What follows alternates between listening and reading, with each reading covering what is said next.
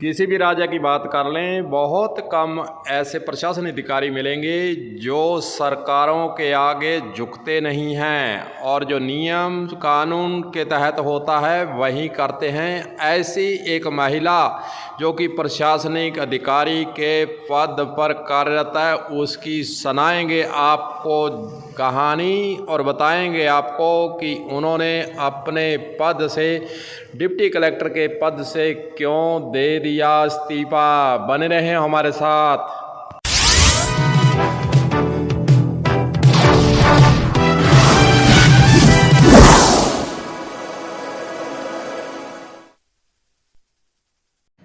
दोस्तों, मध्य प्रदेश में विधानसभा चुनाव को भले ही अभी महीनों बाकी हों, लेकिन बैतूल जिले के आमला विधानसभा क्षेत्र में सियासी पारा काफ़ी समय से चढ़ा हुआ है। इसकी वजह भी आपको बताना चाहेंगे कि सर्वधर्म सम्मेलन यहां पर रखा गया था। डिप्टी कलेक्टर निशा बागरे के घर पर जब प्रोग्राम हो रहा था, वहीं दूसरी ओर उन्होंने इसकी राज्य सरकार से, अपने कलेक्टर से, डीसी से अनुमति मांगी। पत्र लिखा गया, कोई जवाब नहीं आया। फिर पत्र लिखा गया, फिर कोई जवाब नहीं आया। तो उन्होंने फिर इस कशमकश के बीच अपने डिप्टी कलेक्टर के पद से इस्तीफा ही दे दिया।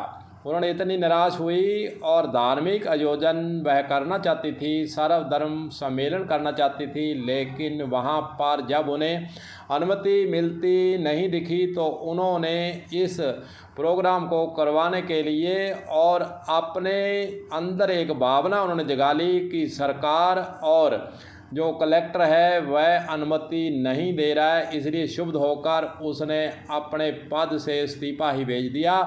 और अनुमति जो नहीं मिली उसके प्रति भी उनके मन के अंदर जो भाव थे वह भी सुनने लायक थे। उन्होंने कहा कि सरकार और जो डिप्टी कलेक्टर के पद पर मैं कार्यरत हूँ, कलेक्टर भी हमारी नहीं सुनता है। और वह हालांकि छुट्टी पर पहले चल रही थी और शासन ने उनकी अनुमति को निरस्त भी कर दिया, अवकाश की अनुमति को निरस्त कर दिया और उनका इस्तीफा मंजूर नहीं किया। लेकिन उसके बाद क्या हुआ है उसकी कहानी भी आपको बताएंगे।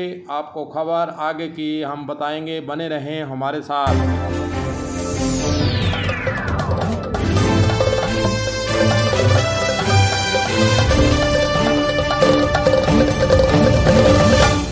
डिप्टी कलेक्टर के बारे में सरकार का जो मत है कि वे किसी खास पार्टी से जुड़ी हुई हैं और आगे आने वाले समय में हो सकता है वे चुनाव लड़ने के मंसूबे बनाए गए हों। तमाम बातें हैं, तमाम वहां पर सरकार के सामने जो बातें पहुंची है, इसीलिए सरकार ने शायद अनुमति देना उचित नहीं समझा। वहीं दूसरी ओर उन्होंने बिना अनुमति ही अपने घर पर जो प्रोग्राम रखा है। इस घर के जो उद्घाटन समारोह के समय उन्होंने एक महासम्मेलन, धार्मिक महासम्मेलन बुलाया था। आपको बताना चाहें आज 25 जून को वहां पर उसके घर पर जय आयोजन हो चुका है। दोस्तों, बताना चाहेंगे घर पर जो धार्मिक आयोजन किया गया था उसके अंदर श्रीलंका के न्याय मंत्री विजयदासा राजपक्षे के अलावा थाईलैंड के वर्ल्ड अलायंस ऑफ बुद्धिस्ट के अध्यक्ष डॉक्टर पोनचाई प्योयांग, थाईलैंड के नवीन गुण रत्न अध्यक्ष लाइट एशिया फाउंडेशन श्रीलंका सोक्याचोम, पर्सनल असिस्टेंट प्रधानमंत्री कार्यालय गगन मलिक फाउंडेशन के हेड डॉक्टर गगन मलिक, इस तरह श्रीलंका के और दूसरे देशों के तमाम बड़े बड़े मंत्री या फिर वहाँ के अनुभवी जो धार्मिक आयोजन में रुचि रखते थे वे वहाँ पर पहुँचे हैं। और वहाँ पर इनके घर पर बौद्ध की अस्थियाँ लेकर जो फाउंडेशन के गगन मलिक आए थे, अस्थियों के द्वारा फीता काटकर डिप्टी कलेक्टर के घर का उद्घाटन कर दिया गया है। इसके बाद फिर सर्वधर्म प्रार्थना की गई। इस दौरान सामाजिक संगठनों के लोग भी वहां खास रूप से उपस्थित रहे। गृह प्रवेश कार्यक्रम के बाद अंतर्राष्ट्रीय सर्वधर्म शांति सम्मेलन और शांति पुरस्कार का कार्यक्रम भी शुरू किया गया है। आपको बता दें कि यह सुर्खियों में डिप्टी कलेक्टर आ चुकी है। मध्य प्रदेश का यह मामला है, बैतूल का यह मामला है और उनके द्वारा जो कार्यक्रम रखा गया था वह बिना सरकार की अनुमति के हालांकि संपन्न हो चुका है।